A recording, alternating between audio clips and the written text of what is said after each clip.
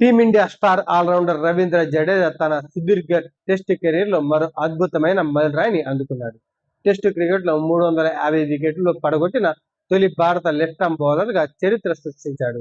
శ్రీలంకతో గాలే వేదికగా జరుగుతున్న తొలి టెస్ట్ లో ఈ ఘనత సాధించారు. ఆఫ్ఘనిస్తాన్ తో జరిగిన ఏకైక టెస్ట్ లో దూరంగా ఉన్న జడేజా ఈ మ్యాచ్ లో పునరాగమనం చేసి వెంటనే తనదైన ముద్ర వేశాడు. సోమవారం మ్యాచ్ మూడో రోజు ఆటలో భాగంగా శ్రీలంక ఆల్రౌండర్ కేసర సవంత్ ను అవుట్ చేయడం ద్వారా జడేజా ఈ రికార్డును తన ఖాతాలో వేసుకున్నాడు. ఈ మైలురాయితో టెస్టులో 350 వికెట్లు తీసిన 5వ భారత బౌలర్ గా జడేజా నిలిచాడు. అతడి కంటే ముందు అనిల్ కుంబ్లే 619, రవిచంద్రన్ అశ్విన్ 537, కపిల్ దేవ్ 434, హర్భజన్ సింగ్ 417 ఈ నలుగురు బౌలర్లు మాత్రమే జడేజా కంటే ముందున్నారు. ఆ తర్వాతి స్థానంలో ఇప్పటి వరకు భారత లెఫ్ట్ ఆర్మ్ బౌలర్లలో జహీర్ ఖాన్ 311 వికెట్లు తీసి జడేజా తర్వాతి స్థానంలో ఉన్నాడు.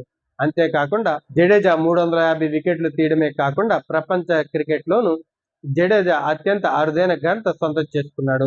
టెస్టుల్లో 4000కు పైగా పరుగులు, 350కి పైగా వికెట్లు తీసిన 4వ ఆటగాడిగా నిలిచాడు. గతంలో ఈ record Kapil Dev, Ian Botham, Daniel Vettori మాత్రమే సాధించారు. ప్రపంచ వ్యాప్తంగా ఈ ఘనత సాధించిన మూడో లెఫ్ట్ ఆర్మ్ స్పిన్నర్ కూడా జడేజా కావడం విశేషం.